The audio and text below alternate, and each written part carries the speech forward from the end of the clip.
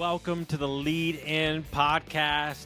We got my good friend, Mandy McCallister. She is the leader of GoBundance Women's Group, a ton of entrepreneurship women that are building an amazing life and business. She owns a car wash and she owns a multifamily syndication company. She is a killer, a dear friend of mine. This is a can't miss episode. Welcome to the Lead In podcast. Welcome to the Lead In podcast, where we dive deep into genuine stories of leaders who've seized control of their journey. This podcast is brought to you by Lead Hub, your growth partner for the trades. And now, let me kick it over to our guy, Austin Lenny. Guys,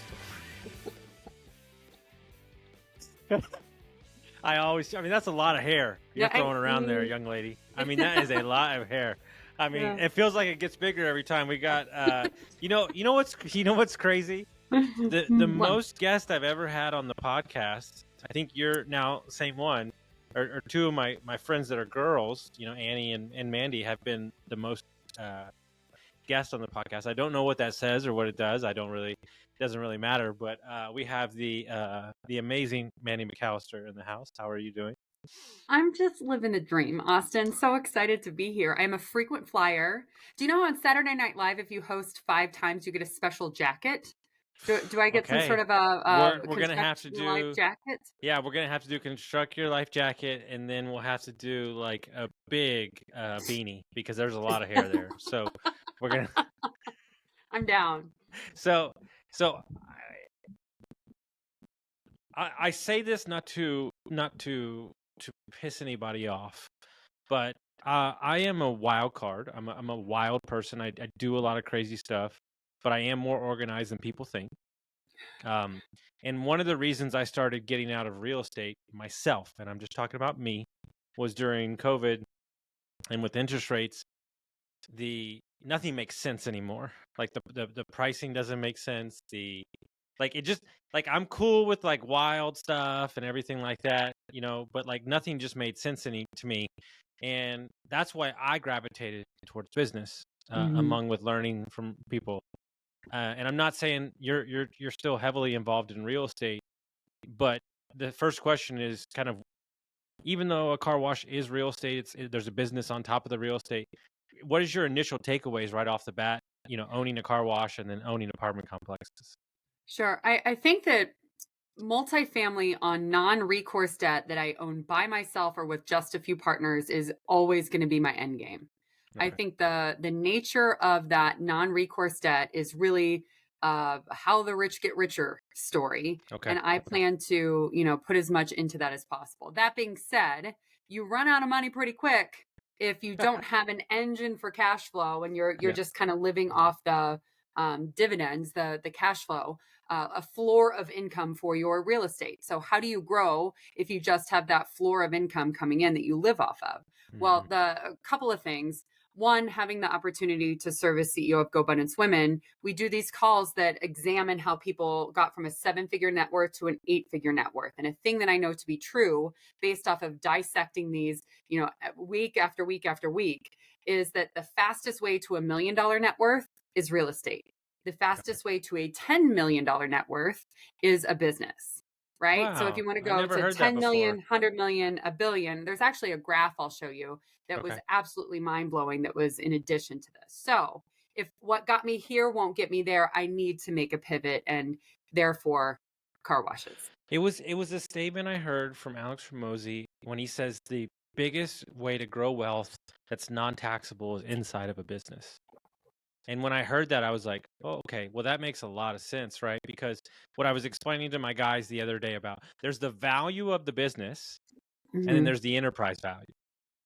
The value of the business is what you see today in the revenue, but you're not acquainting for what I could make, right? And so somebody says to me like, oh, you closed on the business.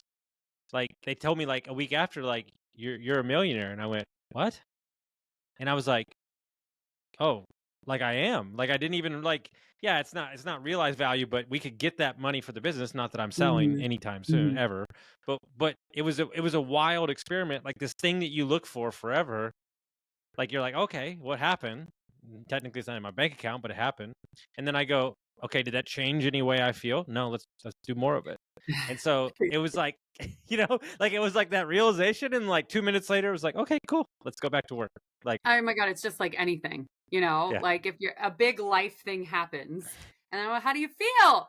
Same as yesterday, you know, yeah, just the yeah, same.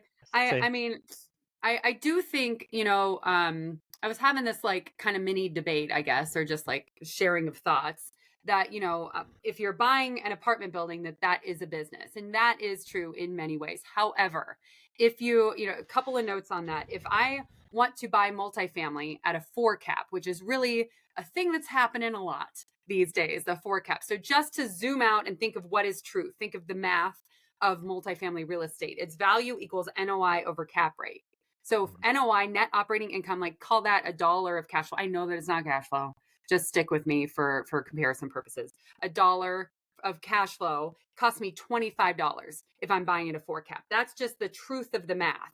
However, if I want to buy a car wash, which includes the real estate usually, is I'm going to pay 3x EBITDA. So earnings before interest depreciation, like that is basically the cash flow number, quote unquote, for a business. So do I want that dollar? Do I want to pay $3 for that dollar of cash flow, or do I want to pay $25 for that dollar of cash flow? And then kind of the follow up to that is I can see a direct path to tripling the EBITDA for my car wash, to triple the NOI for my real estate.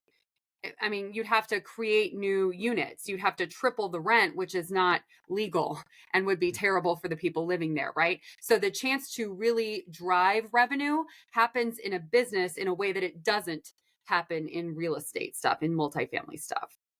And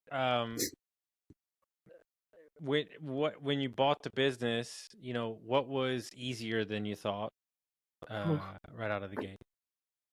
Um, there were more challenges than you get into stuff not knowing what you don't know, right? And Mhm. I think a big piece of the work that I've done over the course of the last 5 years or so was to make choices that were reasonable enough and not need to be perfect in my Mm. decisions. So I have moved into making what feel like little bets. The car wash in total was about $475,000. I've bought single family homes for that amount, so that didn't feel like a huge bet. So what was easier was I honestly, there were a number more challenges than what was easier than Yeah. I thought. Well, you know my next question was, what was harder?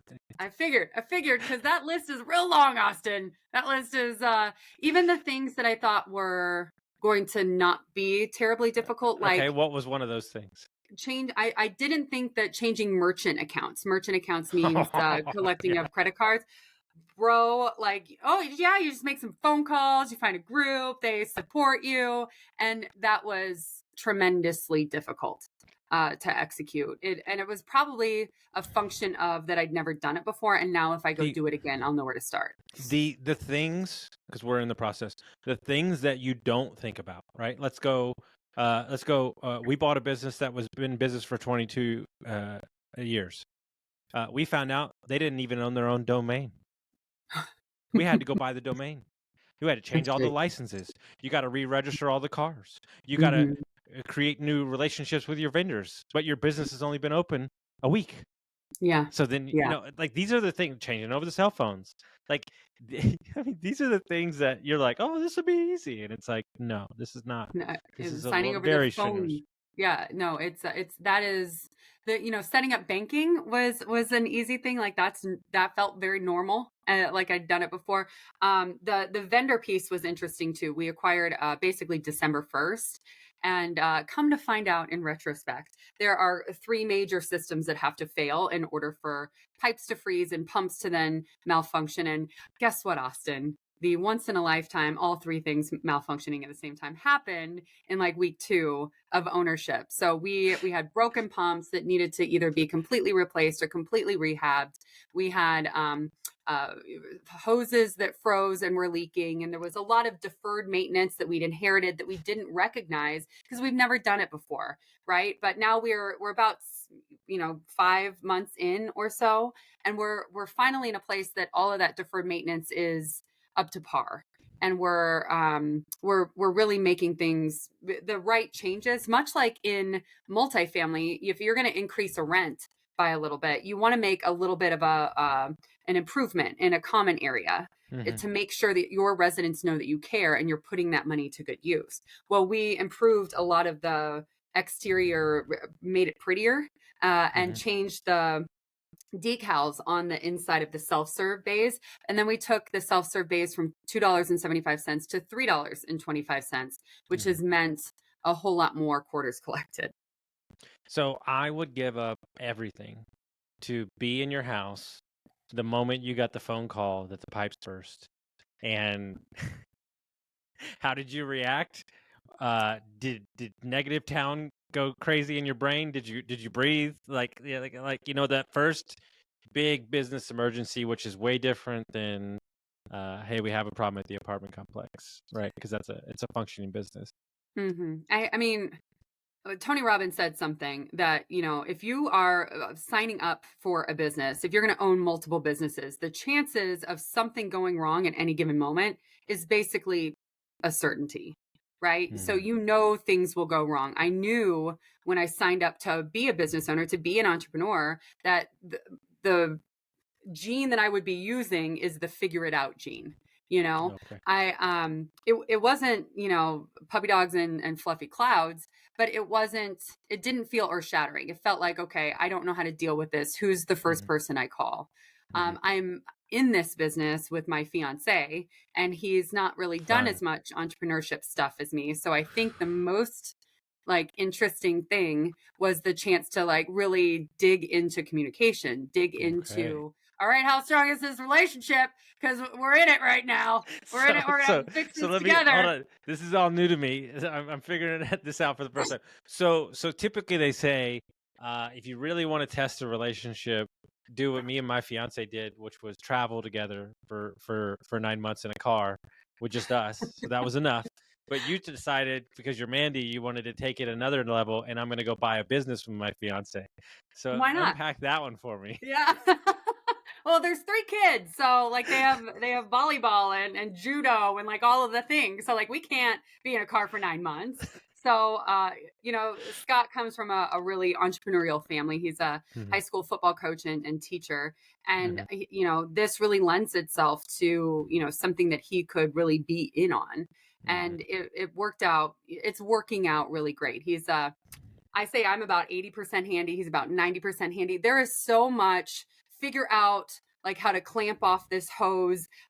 We need to make sure that is filling and the, hydro minder isn't overflowing. Like there's a lot of handiness Mm-hmm. necessary if you don't have a full-time kind of mechanic or person working for you. And the size of this deal doesn't afford that. So working with Scott on this has been really fantastic. And honestly, I think it's supercharging our path towards great communication and really kind of Mm-hmm. leading me to double down that I've made really great life decisions.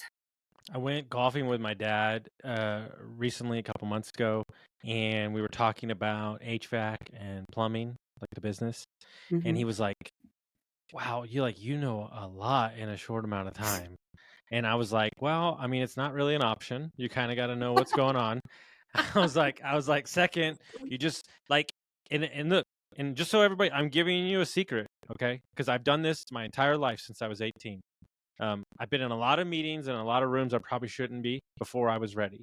If I don't know a word or something, I write it down in my notes and I research it later, right? Or I'll go find the person, yeah, to Oh, ask the question. I mean, I have a perfect piece to this. So I feel relatively confident in apartment buildings right now. Like Mm-hmm. I've done enough reps that when I come to a conversation, I speak enough of the language that I can be fluent in it, right? I am not fluent in car wash stuff. Yeah. So when I come to a car wash, I first have to accept that I have this mind of a beginner. I have this insatiable curiosity to really baptism by fire, really get to know things really quickly. And I mentioned the hydro minder. Basically, that's in your toilet, the floaty thingy Yep. that makes sure that the water stops. Well, our main guy that helps us out, his name's Bob. I'm like, hey, he owns a company that fixes car wash stuff. I'm like, hey, Bob, we got a problem with the floaty thingy. And he means, oh, you mean the hydro minder? I'm like, yes, Bob. Yes, I do. right? But I've set the table that listen, Yeah. I am all in and you are the expert and I need your help. I speak the apartment language, but I don't know jack what I'm doing here. So thank you for your sense of humor, Bob. Dude, I got the greatest. So we have a guy that works for us. He's 70 years old. He's the oldest guy. He's been working on HVAC and plumbing and electric since he was, 50 years. Easy. Maybe more. And so the first year of us then, he would come in from the day and he would spend about 10 minutes telling me about some flanger, router, something. And like all the guys are in the corner just dying laughing, and after like 10 minutes they go, you do understand he has no fucking idea what you're talking about, right? And but what people don't realize, and granted you got to gain their trust quick, but Right. when you buy an existing company, there are people there that do know it, so if they trust you, they'll help you kind of bridge that gap. And we've been lucky enough, because even my CEO, he spent 20 years as a plumber. They didn't really do a lot of Mm. HVAC. So him and I are both kind of learning on the fly. He knows enough to be dangerous. But, that is really the thing. And you know what? I had a client this morning. They did a full remodel that he was the project manager on a hotel. And I said to him, he's a very young kid. I said, how ready for you are you for number 2 and 3? He goes, I'm good now. Like, it was just that one. And he's like, oh, yeah, I can handle it now. I got it. I didn't know what to ask. I didn't know what I was going to do, but they made it through. And he's like, oh, yeah, I'm good now. And it's like, it really just that quick. I think that's the beauty of this approach of making little bets. Because, end of the day, I came out of pocket like $75,000 to buy this business, which at this point in my investing life, like that would sting, but it wouldn't kill me, right? If I just that went to zero. So if you can make a little bet to do the learning that it takes to really make things happen, then the next one, 2, 3, 4, as you scale, you're gonna be able to, number one, execute much better, and then number two, get that business to a place that you can scale yourself out. Because that's where I'm at. I'm working in the business right now, and I want to be working above it, but I need scale to be able to afford that full-time person to get myself out of it. Oh, I love it. And so, you're before we got on, we're talking about this amazing group of women at GoBundance. We mentioned a while back when you came on, I think you had just taken over CEO range. It's been a while now. Um, what, before we even get into the learning lessons and what you're doing, like what has that done for you personally in your fulfillment bucket, like running this group? You know, I started as a member and now I get to serve as our leader. And, all the time as a member, there were some things that felt like, gosh, if we could just tweak that, it would feel so much more special. If we could just, gain access to those things, then this would really feel more valuable and powerful for my life. And we've been able to open a lot of doors and really get the type of information and really tweak things in such a way that we are helping women scale their businesses, that we are paying attention to, oh, you're doing lots of short-term rental stuff. Let's make sure we're nurturing that and providing you the space that it takes and the tools that it takes to be able to take that to these new levels. And I think too, a chance to have an audience with people that I really admire and wouldn't probably have an opportunity to meet otherwise. We actually just got back from Costa Rica, and a couple of our speakers, man, they just are mind blowing how approachable and just like us they are. And I think a thing time and time again, whenever I get around people who've done bigger things than me or are billionaires or, Fortune 500 presidents, like the thing that hits me the hardest is, oh, they're just people.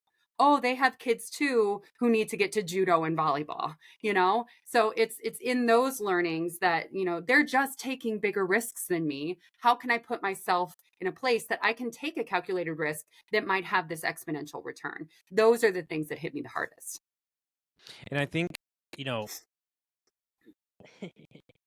I can only say this because I've been a part of a couple different groups, men and women, all the above, and everything.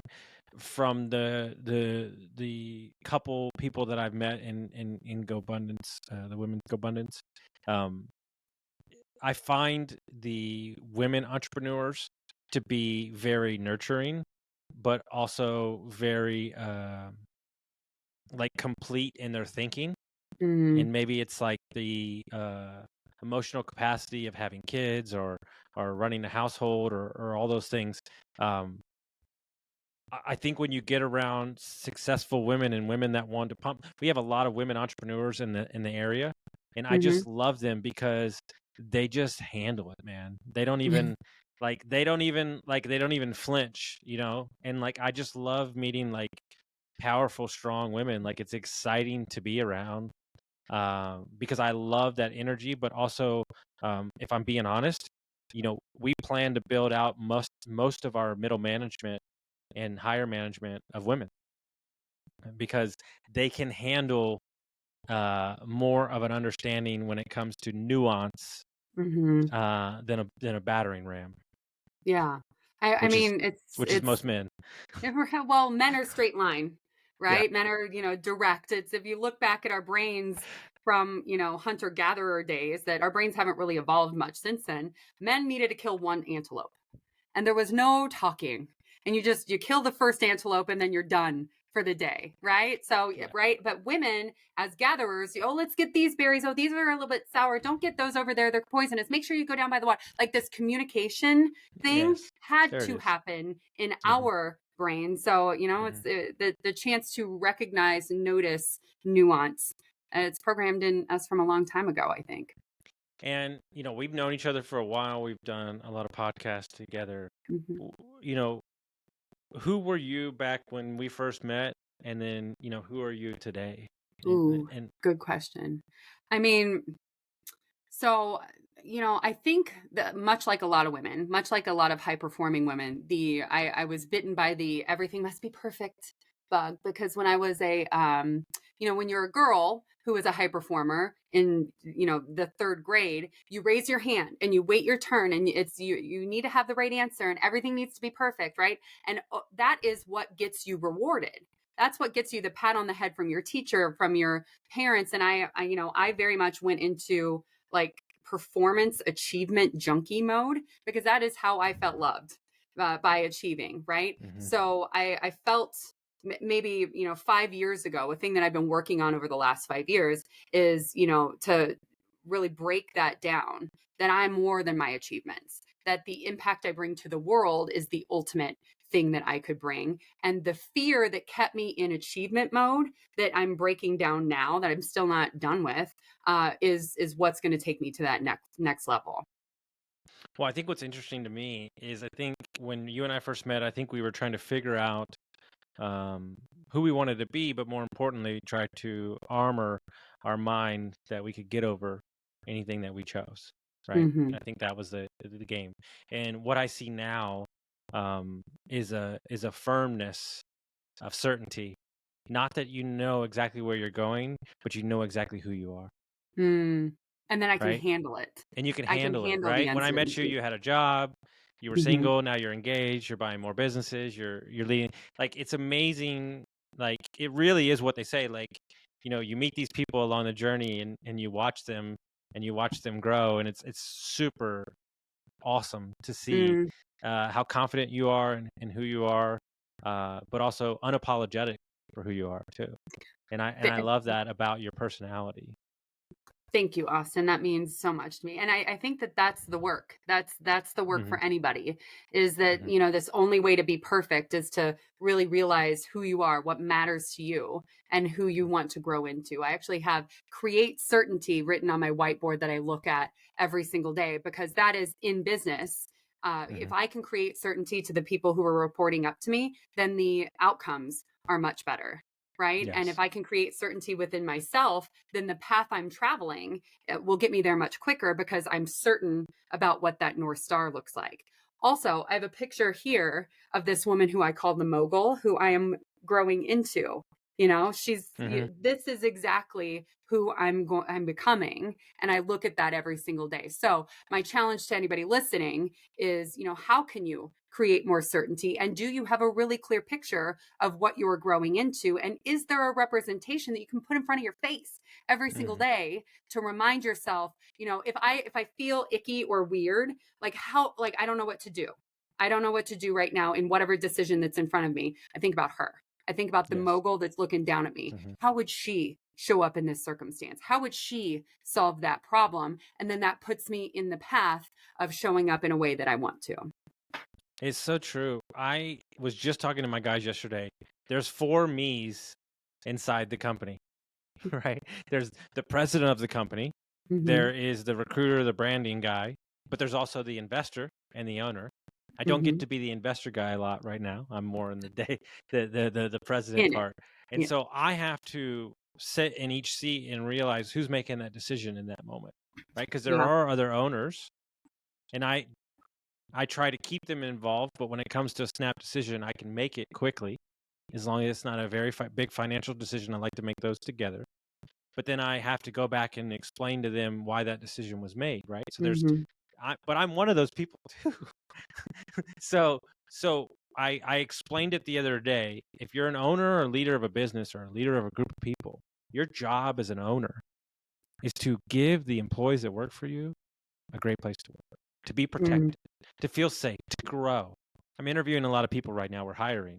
So the number one thing they say, hey, I'm not upset with what I'm getting paid. I'm not upset with the work I do. The management does not listen whatsoever, and there's no room for growth. Mhm. That's what they all say. And then on the back of that, isn't that what we all want? To feel Isn't that seen, to to feel feel like you seen, matter. to be Yeah. able to grow? If you don't have that, you lose interest and then you're moving on. Doesn't matter Mhm. how much you're getting paid. Absolutely. I recognize that in my own W-2 life back in the day, right? Like you can make tons of cash, but if you aren't in a position that you could look to the next step, then it doesn't feel fulfilling. And that's what people want to feel in the work is some level of fulfillment. So you go down to Costa Rica with these girls. You have amazing speakers. What are the biggest takeaways from the trip? So, my favorite speaker, my favorite woman that we had there, it was this woman, Lisa Song Sutton. If you haven't heard of her, look her up on Instagram. So she was former Miss Nevada. She started some mailbox stores. She started like a spiked cupcake company. She owns a real estate brokerage. Like these are widely divergent companies. And Homegirl is killing it in every single one of them. And my primary thing that I'm working on right now, going back to the calls of people who made it from 7 figures to 8 figures in GoBundance, the people who did that, generally speaking, went an inch wide and a mile deep. They did one thing and they kept doubling down and doubling down and doubling down. And that's what got them to $100 million net worth. Well, I own car washes and real estate. And I feel a little bit, uncertain in how I should move forward if what I want to do is really double down on something. So in talking to Lisa, the biggest epiphany I had of the whole time in Costa Rica was these widely divergent businesses. How do you get them to the level of growth that is possible for them and not lose your damn mind because you got to switch from real estate brokerage to friggin' cupcakes, so the lesson I'm taking from her and what I'm going to implement this year is she has a full-on operator, a full-on person who is in charge of that business from the beginning of its inception. Sometimes it's giving equity to make things happen. Sometimes it's, hiring an integrator, right? So I feel like I have found an integrator for the GoBundance women role that I have, so that I don't need to be in it as much. But for the car washes, that's the next right step. I need to get enough scale that I can afford to have someone really taking over the day-to-day reins. This is exactly why you and I connect, because we are the same person. like I'm dead serious, because like I'm the face, I'm the person that they call me the tip of the spear. I'm the mayor, but none of those things happen if you don't have the integrator that can do the day to day. Period. End of story. Mhm. Right? And so you have these silos of these businesses, and when you find, I've read it multiple times, when you find that who, boom, you Mhm. go. You build the business around them. Okay, I'm going to give you a little piece. This is what we're going to do. You go out, tear it up. We're going to bring on great people around you. Boom, got that going. Move on to the next one. Boom, boom. Right? And that's why I think that there's a lot of people that are great at what they do, but they don't want the They don't want the recognition. More importantly, they don't love all the other stuff that comes along with it. The going to the chamber of commerce meeting, the speaking to the Capitol, which I did last week. Like, they don't want to do that, right? Like, and so when you find those people, you just give them all the support they need. You're their sounding board, you're their vision, and you just let them run. And that's why that it can happen really quickly. And their brains work in details in a way that my brain just doesn't. So Correct. I think this idea, another great conversation was with this other woman, Brittany Brooks, who she owns a really big brokerage in Jacksonville, Florida for KW. And she doubles down on Strengths Finder, those that specific personality test, because the stuff that I love to do like fills me up. And when it comes to expense reports, I freaking suck, Austin. I am terrible. And I'm 6 months behind. So who do I put in that position in order to help me fulfill that need of the business? Who that really fills them up? Because to some people, expense reports and numbers and making chaos into something that's really organized and beautiful, that gives them life. It does not give me life. Let me show you how important this is. This is a true story. I've shared this with some people, but not many. One of my first business partners ever, I met him through the mastermind that we were all a part of. We had Airbnb business together. He got into the military. He was a helicopter pilot. He's at West Point now. He's had 2 kids. He asked me 2.5 years ago. He said, "Hey, I love my country. I'm a man of honor." He's a young guy. He said, "I'm going to go lead, and I'm going to be the best at what I do now, and learn the most I can leading men." He goes, "I need to take a break from business and be there for my family while they grow up." And I said, "I love it. Perfect. We'll shut down that business." So we shut down that business. And I said, "The moment that you get out in 2026 in the summer, whatever you want, it's done. Like, I'm going to buy your family a house. You're going to own a piece of everything I own a piece of, and you're going to run my life. I'm going to disappear for 3 months and, reset myself and come back in this different mode." He loves spreadsheets. He loves the penny. He's the most organized human being I've ever met and the most loyal. That's how important. He goes, "Why would you do this?" And I go, because I could teach anybody anything, but to teach somebody that knows me, knows what I'm about, cares about me, cares about my vision, and also is the opposite half of me, you can't put a price tag on how comfortable that makes me to go really chase what I want to go do. And so I'm kind of like the Tasmanian devil right now, like cleaning up my life. So when he comes in and he's like, and this is what he said to me a year ago. He said, "Yeah, I'm going to come in." He goes, "I'm going to cut out 60% of the bullshit you're doing because it's a waste of time. And then we'll focus on the 40. I said, "See, you're already paying off." I think that's everything. As you ascend any goal, any level of success, it's getting rid of that BS, right? So how can you focus on the 20-30% that really fills you up, Pareto principle it, and then hand off the rest? So Yes. to find someone who can help you delineate what that BS line is that really is gold. So I had, you'll love this. I was at a business conference. I've told this story a couple times. I was at a business conference, and then these 2 guys, one has 16 companies, one's doing 30 million a year. They have 10 companies. They're rolling up massive companies, people managers to a T, people I really respect. Finally met them in person. So we're sitting there. The whole conference is going on. We're not even there. We're out in the hallway talking, and I'm telling them everything I'm going to do, and I'm very excitable, like to get to talk to them. And the one guy that has become a quick friend, who's a master operator. This dude's a fucking savage. He looks at me and I explain to him like my dream and all I want. And he goes, "Yeah, that's great." And he's like, "But why?" And like literally it like short circuited my brain. And I said, "I'm going to get back to you when I have a proper answer, because that question needs a proper answer." And so it took me 6 months to answer his question. And the question was that I believed that I couldn't enjoy my success until I beat myself up enough to earn it because of my addiction. Right. And he was like, "Oh shit." He's like, "I need to go reflect on some shit after that answer." And I would, but my question to you is, how many times in our life do we not believe that we're worthy of something because the only way to get it is sure brute force and working 100-hour weeks. And that's my new thing is like, how do we like, I know it sounds so trite because it's Jim Rohn said it a million times, but how do you become the person that attracts the people, right? There you go. Perfect. How do you become the person that attracts the people that would come into your life that you need to make all this happen? You know, I think that is a uniquely, we were talking masculine energy and feminine energy. There's that brute force that you bring to go get stuff done. That's the straight line masculine energy. And then there's the relax and surrender. I think every time we've recorded, we've talked about the surrender experiment. Well, that was you. Yeah, it was you. So it was you. And I've shared that book 40 times since. So thank you.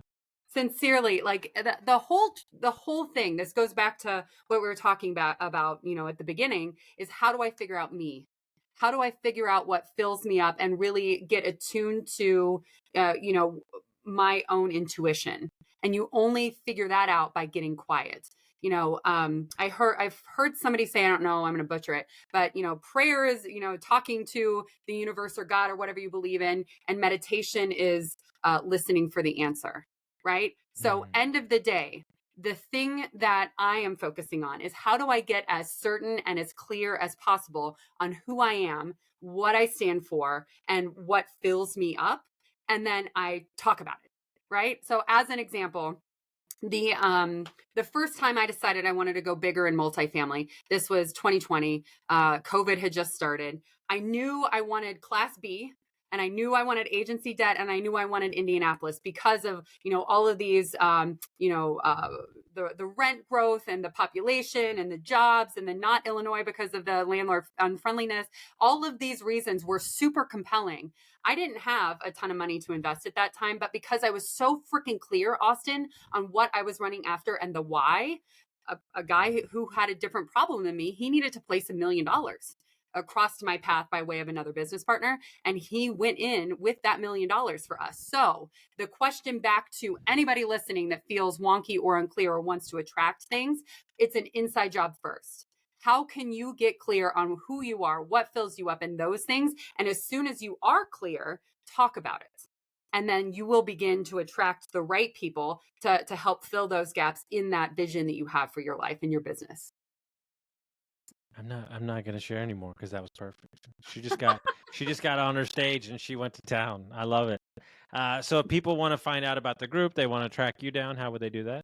Sure. MandyMcCallister.com gets you to all my socials, gets you to Go Abundance Women, all of the things. And gets you to that amazing hair too. So guys, if you enjoyed this episode, send it around, share it with your friends, and we'll see you next time. Folks, if you made it to the end of the episode, I'm sure you found some value with what you're listening to. If you could send this to a friend, rate us and review us, share us around. The more that you share us, the more that we can share content with you. Thank you all so much for your time and listening, and we'll see you next time.